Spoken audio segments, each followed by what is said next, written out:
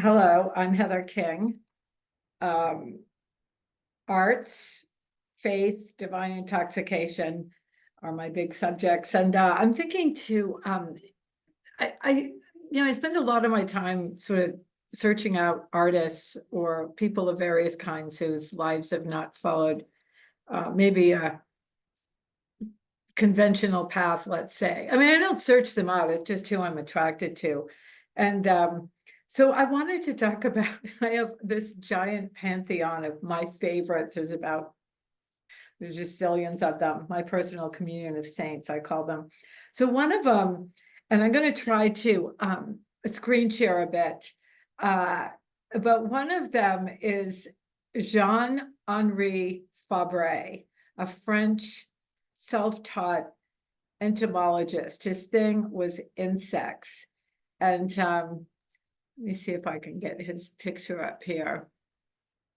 Here he is. He was kind of a strange, I mean, I just love him. Look at him. Anyway, I've written a couple pieces about him, and so I'm just going to read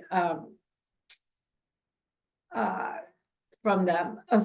So Jean, oh, and I found out about him.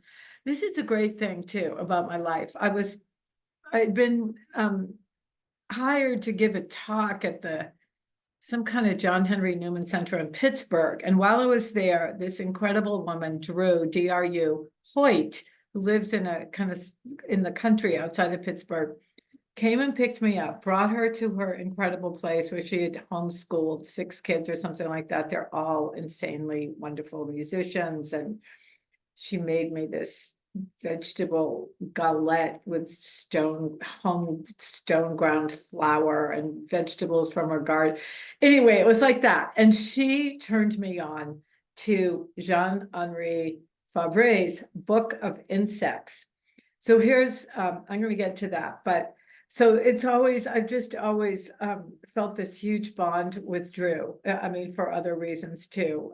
She is a questing soul, but this was a book that she had used to, I guess when she was homeschooling her kids, and it's just a classic. There's actually a movie about him too, a black and white French movie. I haven't watched it, made in 1950 something. Anyway, so Jean-Henri Fabré, 1823 to 1915. A French scientist known for his study of and love for insects, wrote several books. Among them is a 1921 classic, Fabré's Book of Insects. And the one you got to get, it's kind of expensive now. I don't even have a copy myself. It's on my wish list, with color plates by E.J.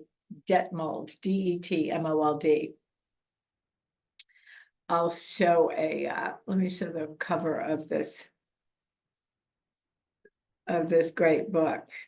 The glowworm, the locust, the mason-wasp, all our favorite insect friends are here.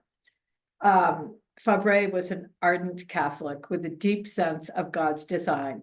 In the opening chapter of the book, he tells of coming upon a nest as a boy of a, quote, lovely bird that held 6 eggs of a magnificent azure blue, very bright. Thinking to carry one of the eggs home as a trophy, he, quote, walked carefully home, carrying my little blue egg on a bed of moss. En route, he met a priest. Ah, said the priest, a saxicola's egg. Where did you get it? I told him the whole story. I shall go back for others, I said, when the young birds have got their quill feathers. Oh, but you mustn't do that, said the priest.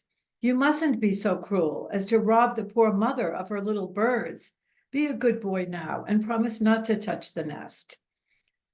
And Fabré continues, from the conversation, I learned 2 things. First, that robbing bird's nest is cruel. And secondly, that birds and beasts have names just like ourselves. So it's just, the whole thing, it's just incredibly charming. And anyway, Fabré was self-taught and said he received only 3 lessons in science his whole life. 1 in economic zoology. That was the incident of the village priest and the saxicola egg. 1 in chemistry, during which he caused an explosion that nearly blinded his grade school class. And 1 in anatomy, in which French naturalist Alfred Tendon showed him the structure of a snail in a plate of water. Fabré taught chemistry and geometry for a living, trained himself in physics and botany as well, and also on his own learned Latin and Greek. This is from Wikipedia. Quote, in one of Fabre's most famous experiments, he arranged pine processionary caterpillars to form a continuous loop around the edge of a pot. As each caterpillar instinctively followed the silken trail of the caterpillars in front of it, the group moved around in a circle for 7 days. So he had that naturalist, deep capacity to just sit for long, long periods and observe. And I said that's the kind of useful, fascinating thing people did before television, for example, not to mention what's come after television. As an adult, Fabré and his own young son would steal out in the dead of night with cardboard boxes, torches, meaning flashlights, nets, magnifying glasses, spades, and rulers. They gathered eggs, nests, and larvae to bring home, experiment with, and study. Darwin called Fabré, who made his living, I already said that, by teaching geometry and chemistry. Darwin called Fabré, quote, the incomparable observer, unquote. And though Fabré greatly admired Darwin, he did not subscribe to his theories. Fabré, quote, says, of scientific education, I have none whatsoever. I never set foot in a lecture hall except to endure the ordeal of examinations, without masters, without guides, often without books. In spite of poverty, that terrible extinguisher, I went ahead, persisted, facing my difficulties until the indomitable bump ended by shedding its scanty contents.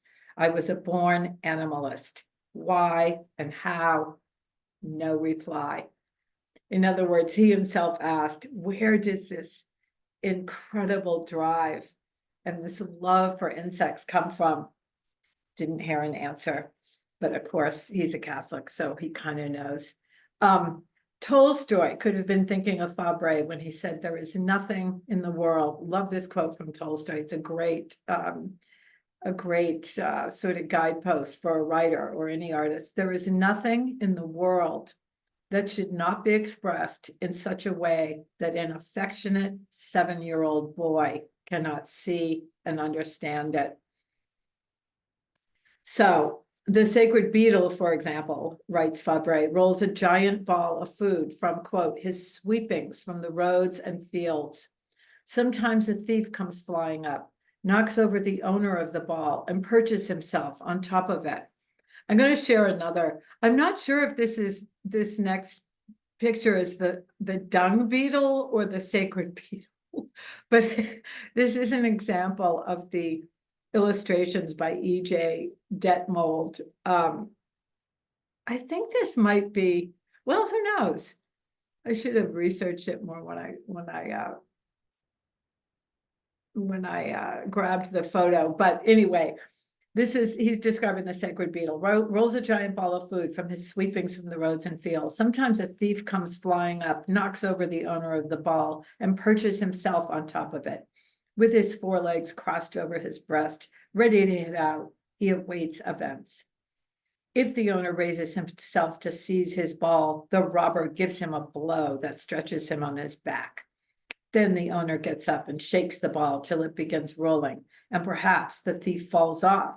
A wrestling match follows. It's kind of, you wonder if that's just happened, although these two look like they are conspiring to, they're helping each other roll the ball. Anyway, a wrestling match follows. The two beetles grapple with one another. Their legs lock and unlock, their joints intertwine, their horny armor clashes and grates with the rasping sound of metal under a file. The one who is successful climbs to the top of the ball, and after 2 or 3 attempts to dislodge him, the defeated scarab goes off to make himself a new pellet. I have sometimes seen a third beetle appear and rob the robber. So he goes through all these insects and just gets across in this unbelievably interesting and again sort of charming way that the drama of the the individual insect. He learned that the insect world is full of skilled surgeons, expert anesthesiologists, master mathematicians, martyrs, Christ figures, and criminals. He writes the chilly, bare-skinned Psyche caterpillar builds himself a portable shelter, a traveling cottage which the owner never leaves until he becomes a moth, a suit of clothes out of sticks. And since this would be a regular hair shirt to a skin so delicate as his, he puts in a thick lining of silk. So some are tailors, some insects. Then he says the young mantis finds it necessary to wear an overall when coming into the world. The creature appears in swaddling clothes and has the shape of a boat. Later, however, we learn that the mantis, I fear, has no heart. She eats her husband and deserts her children. He says, 4 years of hard work in the darkness and a month of delight in the sun. Such is the cicada's life. We must not blame him for the noisy triumph of his song, because as we know, the cicada has this incredible, they're loud, and he's saying, don't be mad at them. Okay, for all her back to the mantis, for all her sanctimonious airs. I mean, it's just great. Here's the hypocritical inside. The praying mantis. See, there you go, praying, but actually is a cannibal. She will eat her sister. Indeed, she even makes a habit of devouring her mate when she seizes, whom she seizes by the neck and then swallows by little mouthfuls. I think as they're actually mating, which is another whole wonderful sort of paradigm to contemplate.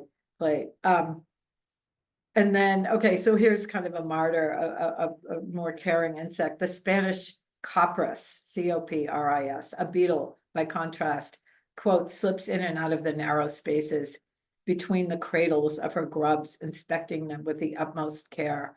If I disturb her, she sometimes rubs the tip of her body against the edge of the wing cases of her little babies, making a soft rustling sound, like a murmur of complaint. In this way, caring industriously for her cradles, and sometimes snatching a brief sleep beside them, the mother waits. So he's just, he's got this whole book of incredibly beautifully written. I mean, on top, he's one of these people who was a natural, incredible writer on top of everything else. So anyway, after 40 years of desperate struggle, because he's broke all the time. I mean, he kind of makes a little bit of a living as a teacher, but his true love is, I mean, stealing out in the middle of the night to get his little specimens, and is obviously, it's not, then as now, is not going to make him a ton of money. But after 40 years of desperate struggle, Fabre's fondest dream was realized. He was able to buy a harmas, H-A-R-M-A-S, the name in Provence for an untilled, pebbly expanse where no plant but time can grow. There, the Homer of the insect world, as he was known, lived out his days, surrounded by his beloved wasps, beetles, and plants. After 87 years of thought and observation, he wrote at the last, near the end, I say not merely that I believe in God, I can even say that I see him.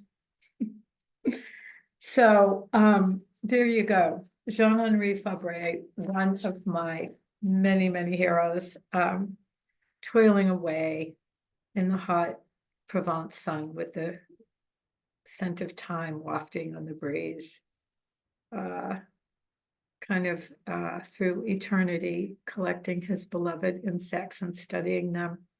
So there you go, a little reading and research tip. Okay, thank you.